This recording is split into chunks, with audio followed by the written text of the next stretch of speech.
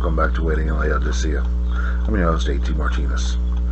Today's topic is going to be it's a very simple question, but the answering it sometimes is difficult. The question is, who is your God? Okay, I know you're sitting there going, come on, man, I worship God. There's only one God, you know. But do you really worship your God? Can you look at your life and say, who is your God? If you can't, then your God is not who you're saying it is. So let's take a look at what I mean. How often do you look at God or look to God for guidance? Question number one. Number two, if somebody's sitting outside your life or watch your life all day, who are they going to say is your God? A lot of us have a tendency to put a lot of things into our lives and make them a priority. What is your number one priority? That is who your God is. I have a tendency on my show and in my life to criticize a group of political beliefs called progressivism. Because if you did the same test to them, you would find that their God is the state, the government. They think the government can make you better. I'm not going to go into that one right now, but the point is, that is who their God is. So let's look at the average American. Okay? The average American, number one, Sunday, up until the pandemic, Sunday was football. Monday was football, because you had the Sunday games, pro games. You had Monday Night Football.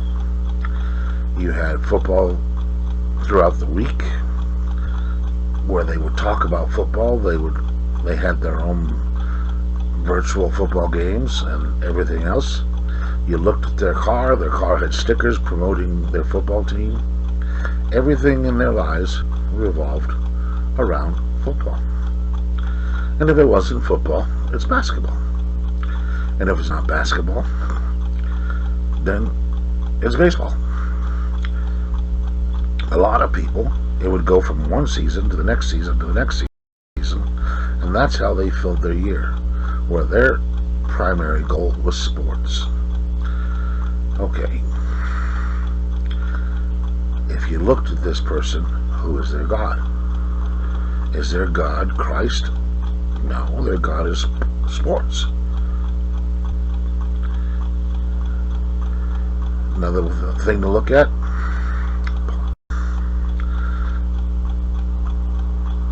this person here worships sports. But what else? What is in your life that becomes a priority? And how does it become? How much of a priority does it become? If you're looking at your life, okay, some people, the only thing you can tell about them is they get up, they go to work, they come home. Get up, go to work, come home. They come home, they sit down, they watch a little bit of TV. There's no real priority given other than work. And some people, yes, if you look at their life enough, you realize work is their God.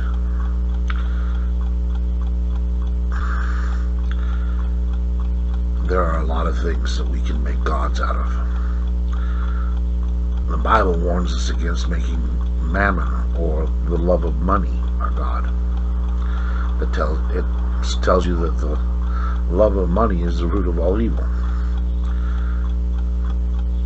How is money a god to some people? Because that's all they live for. How to make that mighty dollar. Now, this one is even more silly. It's similar to the gods in the Old Testament. The false gods of the Old Testament were figures. They were clay that people made and shaped and said, this is who I worship. If you made it, how can you worship it? Or why should you worship it? You made it. It's obviously not something greater than you. And those gods were nothing. And today's money is nothing. There's no value to it. Oh, yes, there is. I can go to the store and spend it. Yeah, but what's it worth? What's a dollar worth? Now, I can get into this, and we can talk for hours on the fact that the U.S. dollar actually has no value. It stopped having any real value when we came off the gold standard. The point is, it's worth nothing. It's worth whatever people want to believe it's worth. That, to me, does not make it a good qualification for being a god. To worship this little piece of paper, it brings in mind the introduction to a book by Douglas Adams called The Hitchhiker's Guide to the Galaxy. And it talks about how the people of Earth are worried about the movement of this piece of paper, collecting and trading these pieces of paper, which is kind of ironic because according to Douglas Adams, the paper was quite happy. So he didn't understand why people were so upset and so fixated on it. The reality is, to too many of us, money is our god. We spend all of our time trying to figure out how to get more money, and the things that you can acquire with money. Another god that a lot of people put in their lives is fame and prestige. How much do people like me? There's even apps out now that talk about how well liked, what is your reputation? Well, I'm not saying having a good reputation is a bad thing, but when your whole life revolves around how other people perceive you, that too is a dangerous trap. Because liking yourself just because other people like you isn't going to work. If you're going to like yourself, you have to like yourself. If you think you have value because of what others think of you, that's a trap. You'll never please others. And again, it's a very bad god. Spending your time trying to please others, and that is how you get your own personal growth, your own self-esteem boost, is dangerous. So what else do people make into gods? Fame. Now, fame is more than just how people see you. It's how people adore you, whether your name is in the paper. Now, this one seems to be a very prevalent and a very insidious god. We all talk about, we can see people on TV who do anything and everything to get their 15 minutes of fame. And 9 times out of 10, that's all it is. You got on the news, they talked about you, you may get a replay, where they come back to you a couple weeks from now. But in order to really get airplay, you've got to make a statement. Or you've got to continue sticking yourself into things you don't understand. In a lot of ways, I think a lot of people in Hollywood have a tendency to run their mouths simply to get some more airtime. Because without being covered on the news, they don't feel they have value. That being covered, that being famous, that idea that other people should wait with bated. Sorry about that. Who is your God? For these people, their God is being popular, having people waiting on what they say. So as you look at your life, see where you put your priorities. Now, if you say, well, I do everything I do for my kids, yes, this is a good thing generally. But then you turn around and you see the people that try to live through their kids. They're not doing things correctly. The point is, we have so many things that we put into our lives and we put our effort and our motivation and our self-esteem wrapped around these different gods, that often God has no room to, the actual Lord has no room to compete. We spend all our time worrying about the dollar, getting the money, paying the bills, doing life as we would normally see it, that we don't give room in our lives for God. And the gods that we do put into our lives, they're made up. They're not real. If this is how your life looks, then who is your God? You need to take the time, find out who and what your priorities are, and fix this. Now, if you're sitting there going, but AT, I have to go to work and pay bills. Yes, you do. But that should not be your life's priority. You do one. You go to work not because it's what you let me stop. I don't want to say this wrong. We live in a day and age where people have to work. Most people cannot live their lives off the land anymore. There are a few exceptions, but the average person must get up, go to work, and make money. You can do this without worshiping it. One way it's a tool, the other way it's a god. And I'm not saying that even as you are doing your job that you should not do it to the best of your ability. But to do something as a tool is to realize, no, this isn't my existence. I do this to promote, to get the money necessary to pay my bills and live my life correctly. And while you're at work, if you have to keep God in your mind. Why do you work where you work? If it's because, well, I'm good at it, this is a good thing. God has given us each gifts. It's a very dangerous and very complicated area of our lives. Dangerous because often it's too easy to fall into the traps and start turning your work into your God. The easiest way to stop this is to, when you go to work with God in your heart. Ask the Lord to show you ways to use your work for His glory, so that it becomes a tool and stays a tool, not as a goal. A tool, a way, how, Lord, can I use what I'm doing to bring you glory? How, Lord, can I use my job to spread your word? So you've made your job secondary to the purpose of Christ. Who is your God? Now, some of these gods that we have in our lives, they may be a god to you, but they may not be a god to the person next to you. If you eat, sleep, and drink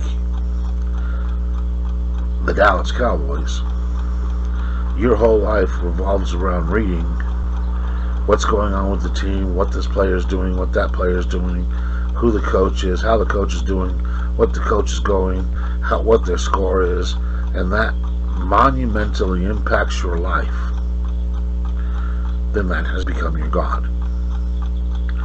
Now the person next to you may go, yeah, I like Dallas, and they watch the football game when Dallas plays, and how do you tell the difference? Well, the first way to tell the difference is the priority. If your priority in life is to watch Dallas and be involved with the Dallas football teams, then you're living your life through this team. That is your priority in life. That means there is no room for Christ. You have to understand that we serve a very jealous God. He does not share. He's not going to have no other God in your life. If you put another God in your life, then you do not have him. The person whose life, they enjoy watching football games. But if Dallas wins, or whoever wins or loses, isn't going to break their life apart. They're not going to get all upset. They're not going to be complaining about it for hours. If they miss a game, they're not going to get upset. Let me rephrase that. They may be bothered, but they're not going to get really upset. That, I think, is where you get the final point. How much of importance is your gods to you? If you get your gods to where they... Oh, I didn't make $20 on that deal. I could have made $20 million yesterday, but I had to do something else. Then you've allowed the money to become the God. It's your priorities. You've got to keep your priorities straight. Going out, think of it like hunting. If you go out and you're hunting, let's say I watched a show recently called Life Below Zero. And in one of the episodes, one of the groups of people they were following, which is a Inuit, or, well, one of the tribes, they're part of one of the tribes up north in Alaska. And they followed them in this one episode, and everything they tried, no glory. They went hunting caribou, missed. They went and tried for fish in that sequence, missed. Tried another way to get fish, missed. Went out trapping, got nothing. The attitude of the primary character there was perfect. Why? Because he didn't get upset. Now keep in mind, if they don't catch food, they don't eat. So this would be a good priority. Eating is generally a good priority. We like to eat, and it's necessary. But he didn't put it as a God. He told us, sometimes you catch, sometimes you don't. Sometimes you're able to hunt the caribou and catch them, hunt the seals and catch them. The things they need for their lives are not guaranteed in every particular attempt at them. The idea, he says, you just pick yourself up and tomorrow's another day. He never let his search for food become a God. I'm not saying it wasn't a priority in his life, but it never reached the level of being a God, because he still kept going. He still picked himself up, and his whole attitude was, okay, we didn't get anything. His life didn't end. He didn't fall to pieces. He went forward. Now, I don't know his personal life. You're not shown this. You're not shown whether he believes in God or what he believes in. That's not really the point of that story. But the point of my story is, this is the way you're supposed to take things. God will make sure you get the money to pay your bills. Unless, of course, what you're doing is wrong, and then don't count on God to support it. Look through your life, find your priorities. Then look at your priorities. See, are any of these priorities in my life becoming gods trying to compete with Christ? If they are, they need to be removed. You cannot partially serve Christ. You either fully serve him or you don't serve him. If football and sports have become rising to a level to where they're in competition with God, or God has to compete against them, then it's time to get rid of it. And that doesn't make a difference whether it's football, baseball, basketball, soccer, you name it. Now, I had a very unique God in my life for a long time.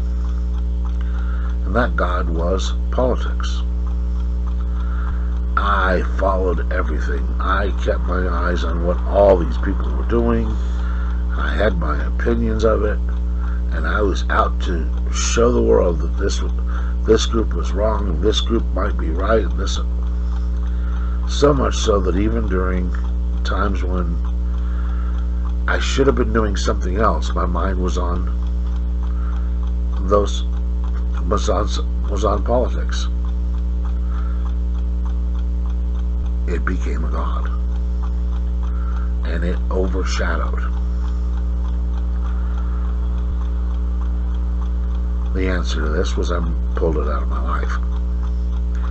I pay attention to politics to some degree now because it does affect our lives. Do I follow it the way I used to? No. I've come to realize something. Whether you are a Democrat or a Republican, a progressive, a libertarian, a Green Party, whatever party you belong to, doesn't matter. In the end, what matters is God's will be done. We will not alter His will. We cannot change His will.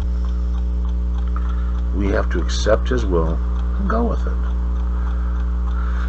Our parties, let's face it, if you scratch them hard enough, they're all the same. They're just looking for their own personal power. That's not what I want to worship.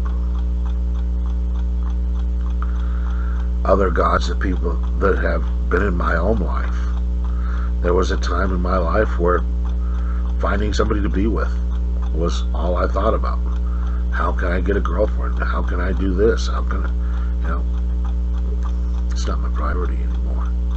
Yeah, part of that is I'm older. But still, I'm not saying I wouldn't mind having a girlfriend or somebody in my life to stand next to me. And I will admit there are times that I have regret that there is no one like that. But the rest of the time, God tells me it's okay.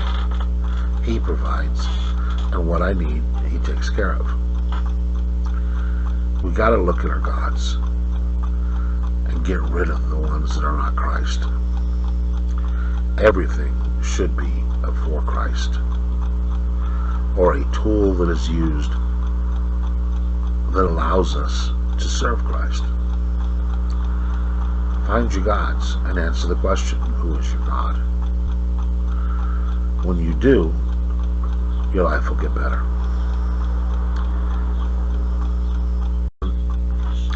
Sorry about that. Had to do a quick technical break there.